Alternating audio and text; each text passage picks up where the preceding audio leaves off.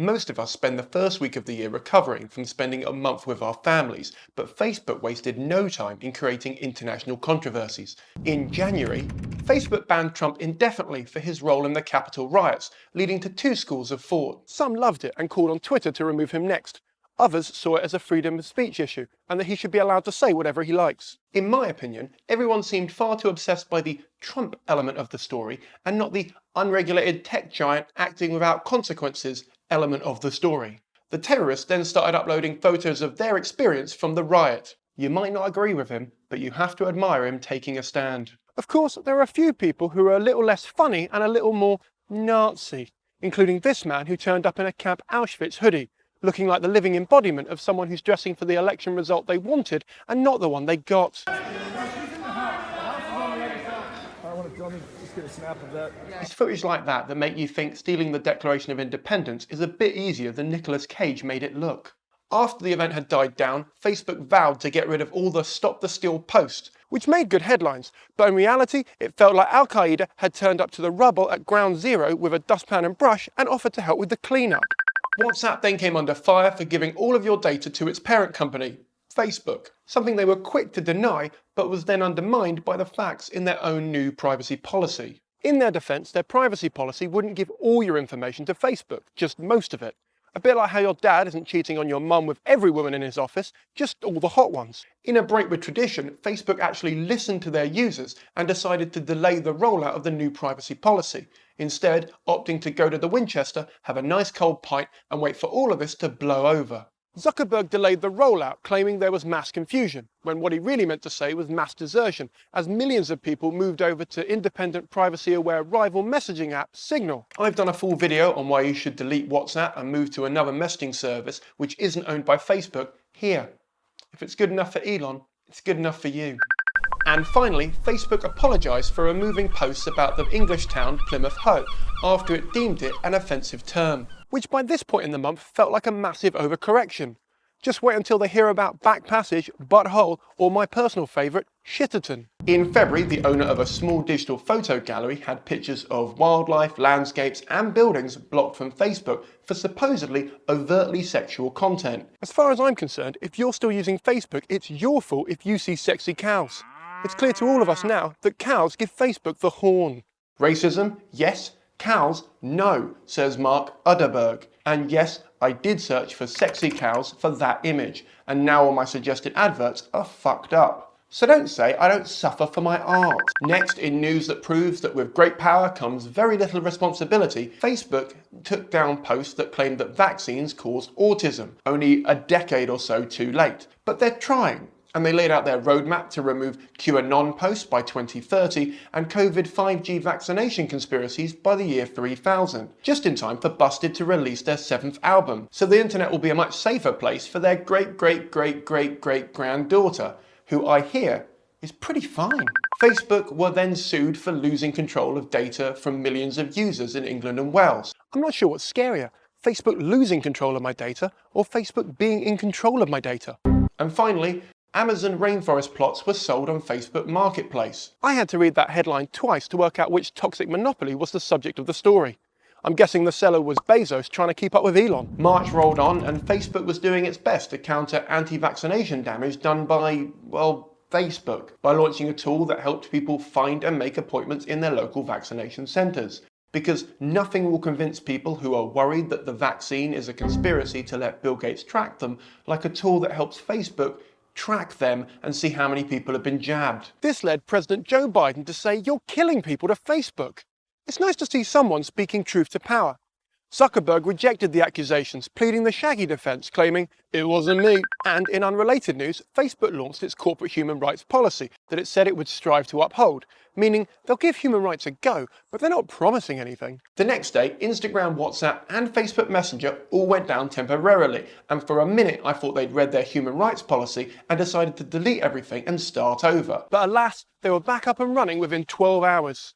I still think about those 12 hours. Then they announced their next big AI project would involve training machines on users' public videos as part of their broader efforts towards building machines that think and act like humans do. I'm guessing that data will be pumped directly into Zuckerberg's hard drive so he starts acting more like a person. April kicked off with a bang, with 500 million Facebook users, phone numbers and other personal data being leaked online. Zuckerberg was appalled and outraged. He wanted to sell that data fair and square. Google, Facebook and Amazon then faced a new UK regulator, but still no tax. At this point, whenever the government try and move the bar higher, they just go under it. Elsewhere on the internet, health advocacy group Commercial Free Childhood were urging Facebook to scrap their plans to make an Instagram for children. That's all we need. Kids developing body dysmorphia at 4 years old.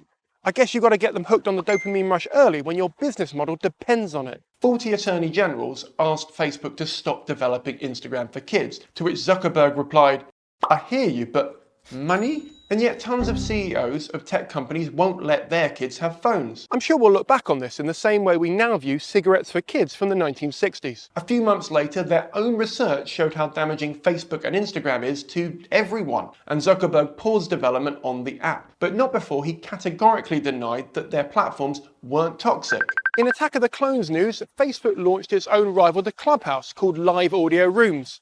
I mean, the name just rolls off the tongue. Zuckerberg has never had an original idea. The only innovation he's yet to steal is Pornhub. In May, Facebook's app downloads dropped 30% due to privacy concerns, while TikTok downloads spiked, which in privacy terms is a bit like replacing sugar with anthrax. In order to stop people from only reading the headline, Facebook then had the novel idea of encouraging people to actually read the article before they share it. What a revolutionary idea! This received strong pushback from everyone at BuzzFeed, who insisted they couldn't redesign their clickbait business model in time for the changes. You won't believe what happened next. But in reality, given there's no way to force people to read the article or penalise people who lie and say they have, this pop-up checker was the equivalent of an age verification window on a porn site. In June, Facebook banned Donald Trump for 2 years, giving him just enough time to get his viral memes ready for his next election campaign. This choice split people's opinions. Some saw it as good, as it reinforced their belief in the court of public opinion, delivering faster justice than an antiquated, boring legal process ever would. Others saw it as a scary loss of democracy and censorship. Either way, in my opinion, far too many people were obsessed by the Trump element of the story and not the unregulated business acting without consequence element of the story. Following on from this, other social media platforms banned Donald Trump for extended periods of time, including Twitter and TikTok, pushing all the Trump supporters onto Bebo. Facebook then told us they've been developing their first ever smartwatch to help you and them track your health and fitness. Facebook has said that it wants to build more hardware devices to circumvent Apple and Google, which was surprisingly honest of them. But the idea of wearing a bracelet that lets Facebook track my breathing makes my heart rate spike faster than Dogecoin after Elon has gone on a late night tweeting rampage. The device will have 2 cameras, a heart rate monitor, and push anti-vax conspiracies direct from your aunt to your wrist. Facebook has declined to say if the data will be sold to Big Pharma, which means it almost certainly will be. I'm not a betting man, but I'd wager £1,000 that watch will show you an advert for a coffin before it helps you during a heart attack. In related news, Facebook said that it would be trialling adverts in its Oculus VR headsets, because that's what everyone wants. Adverts directly injected into their eyeballs. This pushed forward their plans to use the gaming device as a means to get more of our biometric data. I've done a full video on that you can watch here.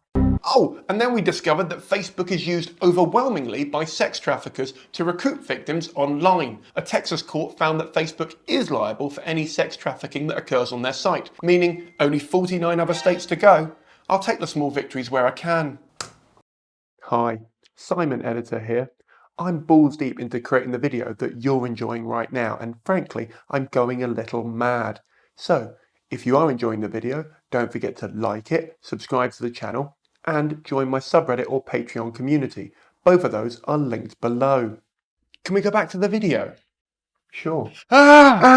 In July, Facebook Marketplace hit 1 billion users, mainly mums in lockdown, proving 9 times out of 10 what's popular isn't always good. It was then reported that Facebook executives weren't happy that their own research showed that their site perpetuates and creates right-wing echo chambers. So they decided to ignore the data and turn their offices into a positive Facebook echo chamber. Sticking with the theme of echo chambers, Facebook let group moderators mark some members as experts to cut down on misinformation and avoid all responsibility for harmful content. This move brought a whole new meaning to "we've had enough of experts" and marked the moment that the word expert became as meaningless as genius has been since Apple started using it. This system was similar to the way AOL had volunteer moderators in their chat rooms in the early 90s, until they got fed up of working for free, created a class action lawsuit against AOL, which they won. But while all the plebs are happy to act as glorified unpaid interns for Zuckerberg, this has led to some interesting headlines, including Facebook vaccine expert confirms it's not actually safe and urges government to cease distribution immediately. Water makes frogs gay. Facebook expert confirms just in time for Pride Month. And 4 out of 5 Facebook experts agree Joe Biden is a lizard creature. Speaking of conspiracy theories, anti-vax Facebook groups started changing their names to dance parties to avoid detection. Spokesperson Kevin McAllister, no, not that one.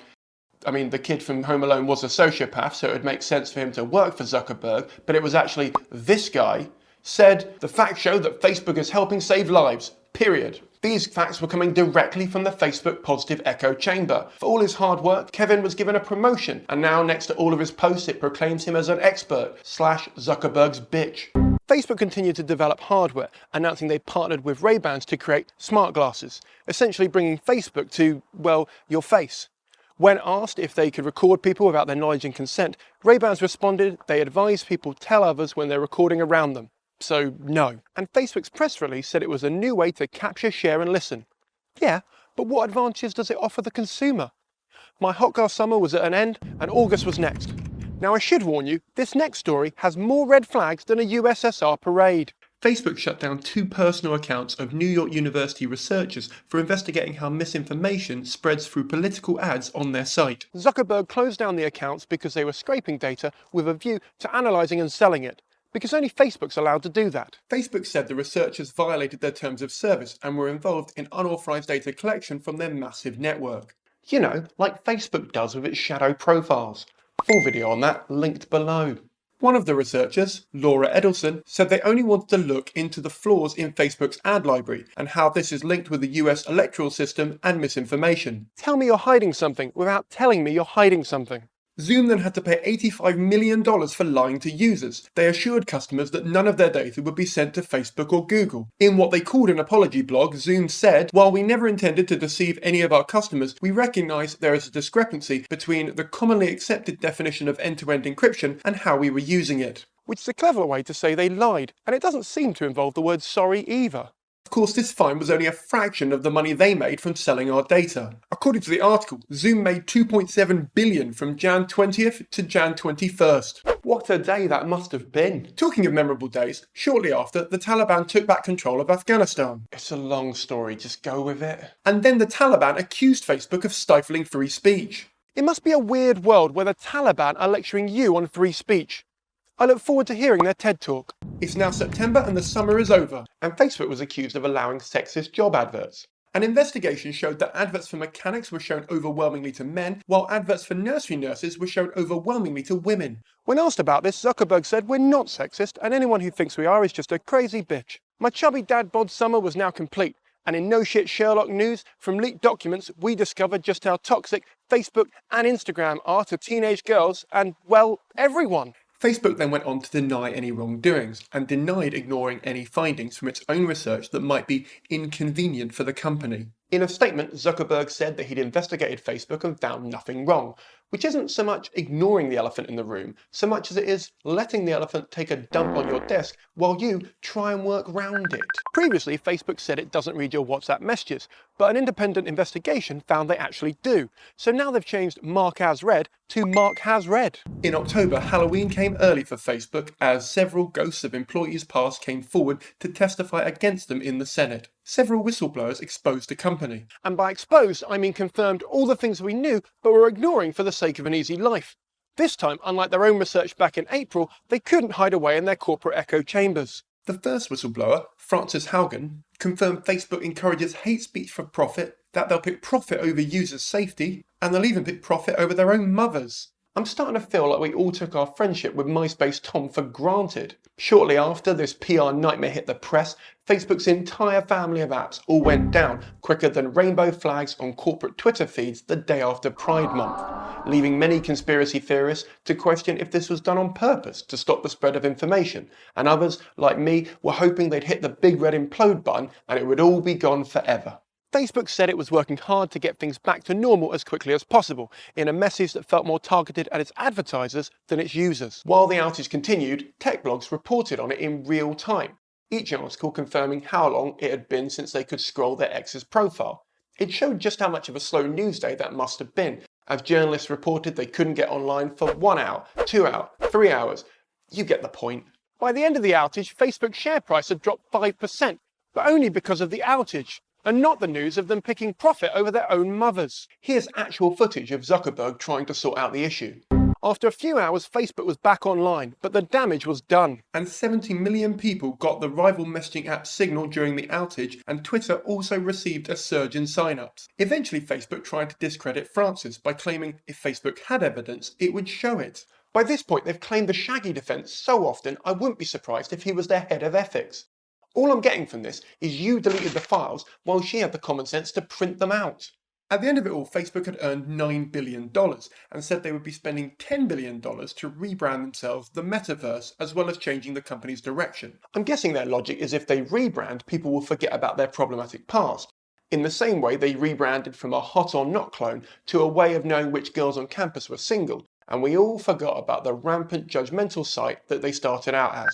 Trump then saw this as an opportunity to launch his own social network called Truth. People say I'm being too quick to judge Trump's social network, and they might be right. However, I don't need to go to Michael Barrymore's house to know I wouldn't feel safe at his next pool party. It's November, and only 3 months after pausing development of Instagram for Kids, Facebook said it now wants to attract more young people. Plan A is to wear a baseball cap backwards and carry a skateboard over their shoulder. Sadly, Gen Z teens think of it as a boomer social network made for old people. Why would any young people want to be on the same social network as their parents or grandparents or any other relatives?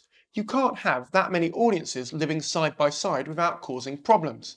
I've done a full video on the issue of context collapse on social media, linked below, but needless to say, it isn't a great business model. It's kind of ironic when you think about it. The original website, you needed a university email address to register, and now you need to scan in your bus pass.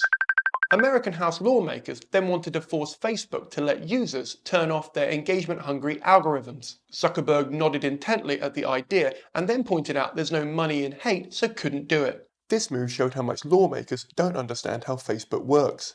Users are not the customers, their attention is the product being sold.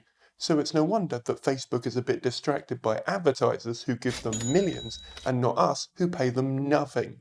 They're not going to change their algorithm to decrease the number of ads they can serve up. At best, they'll offer an algorithm-free experience for $20 a month, something I'm sure the youth will snap up. In proof we never should have given up on MySpace Tom news, Snapchat's founder said Facebook has had a negative impact on society. Snapchat, you know, the website where paedophiles get temporary photos of children's junk. They're saying Facebook has had a negative impact on society. And I thought the Taliban lecturing them on free speech was going to be Zuckerberg's low point this year.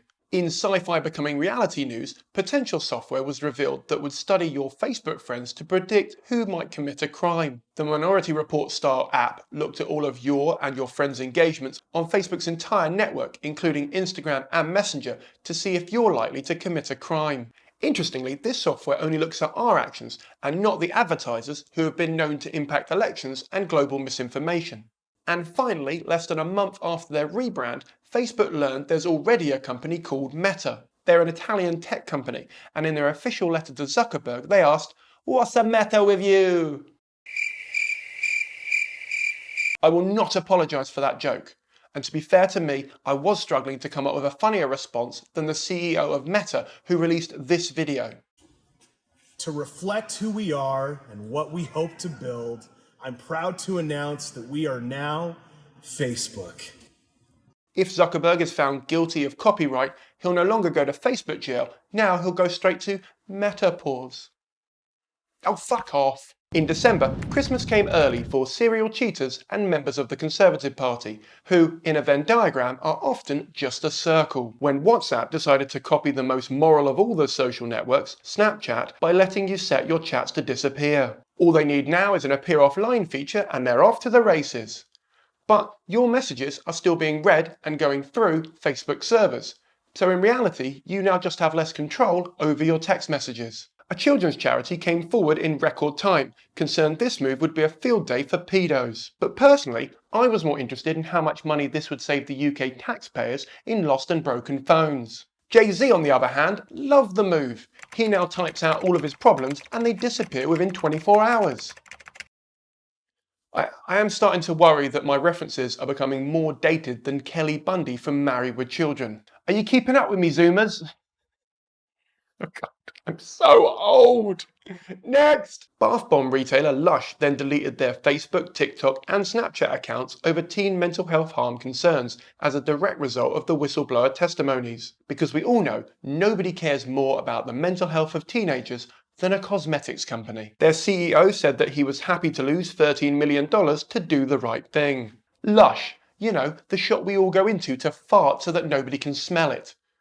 You don't always get the hero you want, but you do get the hero you need. This wasn't the first time they'd gone dark online. In 2019, they quit Facebook, Twitter and Instagram and made a really big deal of it. It's almost like they're trying to emulate their teenage target demographic by throwing a public tantrum on social media every 2 years. This divided opinions. Some praised their moral stance and others questioned their decision, given they were more than happy to keep their Twitter feed alive and kicking. And many argued it could be a way for them to hide their anti-union activities. Who knows? In quick news, Facebook sold ads which compared the COVID-19 vaccine to the Holocaust. Because of course they did.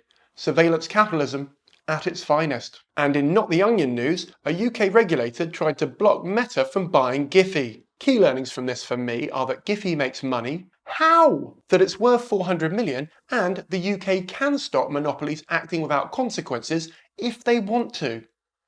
Interesting. It would be the first time that the Competitions and Markets Authority has reversed a big tech acquisition. Let me get this straight. I want to buy WhatsApp. Sure. And Instagram. Why not? And Giphy. Hold up. Personally, I don't think that Meta should be allowed to buy any more technology or platforms until they can prove they can handle the ones they already have. They're starting to remind me of Veruca Salt from Charlie and the Chocolate Factory, just wanting to buy up everything. Not because they actually want it, more because they want others not to have it. In Is It the End of the Year Yet news, new rules now allow debt collectors to contact you on Facebook, Instagram and Twitter. Because of course they fucking can. The debt collection industry praised the update. Well, what else were they going to say? Oh no, don't let me do my job from home in my pants.